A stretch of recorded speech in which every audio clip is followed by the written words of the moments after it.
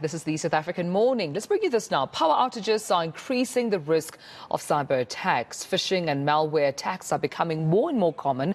This due to consumers using their devices in unsecured public Wi-Fi hotspots such as malls and coffee shops. So to discuss this and how consumers can even protect themselves, we're now joined by cyber safety and wellness analyst Rianet Lebowitz. Rianet, thank you for your time. Good morning.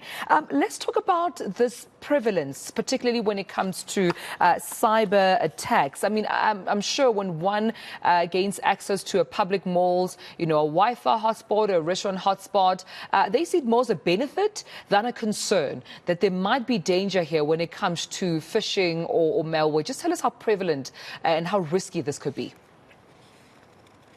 Yes, it's definitely a big risk. Thank goodness we can go to malls and other places so that we can continue our working day if there's power outages. But many of these risks are always there, but the fact that we need to actually depend on these open Wi-Fi sources now does increase it. So in general, the risk and the rule is when you use open Wi-Fi spots to consider the types of transactions you do and the type of work and data and so forth that you share.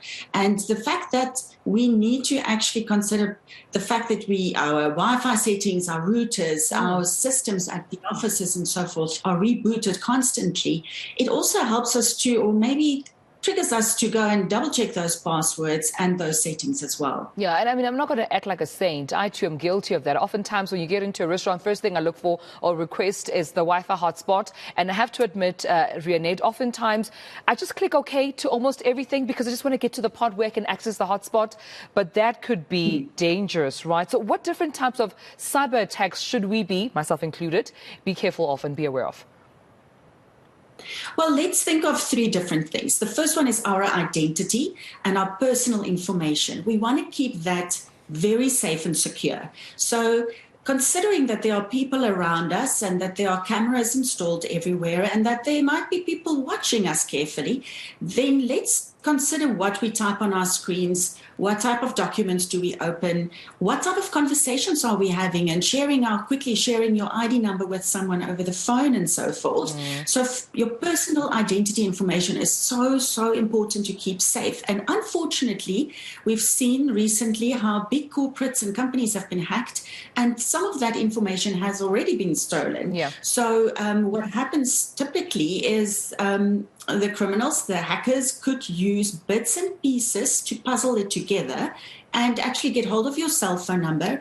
And they might have one other bit, like your address, and then give you a call and say they want to verify the rest. They're calling from the bank or whoever, and you might believe them because they already have those snippets. The second thing that we need to consider is, of course, our financial information, our banking details. So when we are transacting online, rather wait till you are in an area where you feel there are no eyes watching you, and always don't share or save your banking details or your credit card details on these sites, these online sites that we shop from, because if they get hacked, then your data will be stolen as well. And thirdly, our physical safety, especially for our family's sake as well, how we actually share that and compromise that.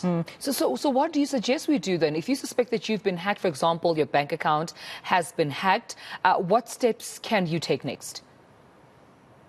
Well, you always need to inform your institution, your banking institution. And you know what? These scammers are using so many clever ways to catch us and for us to step into the trap. And I actually sometimes can't believe that people still believe the SMSs or the messages they get via email. But these fraudsters and criminals do get very clever, so you need to report it immediately.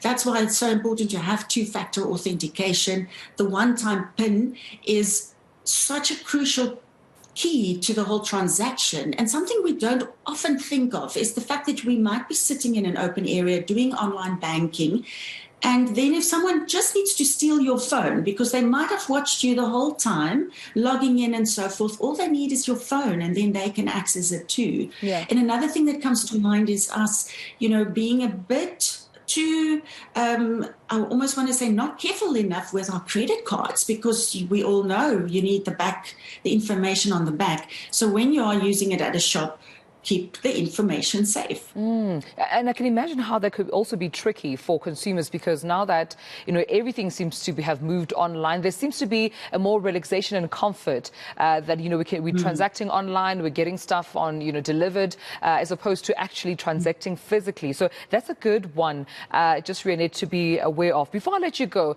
I was recently at a CISO banquet, and they were talking about how South Africa is the third cyber-attacked country in the world. That's a concern for me. And I just wonder if the impact of these rolling blackouts and load shedding has not exacerbated the fact that South Africa is under cyber attack generally. Well, there's so many vulnerabilities and things to consider. First of all, from a company security point of view, yes, those systems and process and everything that needs to be in place. And I think they have been put under enormous pressure, ensuring that the systems are kept up. The moment the power surges, that the generators go on and so forth. Then from the other point of view, I think these types of conversations that you and I'm having today is so crucial, because we, as consumers, as employees, we are the vulnerable ones and putting our companies at risk. Right. Because it only takes one person to click on that link and to make the gate open, or open the gate for the criminals into these businesses. So the moral of the story is to always be careful, be careful, be careful. And I appreciate you speaking to us this morning. Cyber safety and wellness analyst Rianet Lebowitz, thank you so much for your time this morning.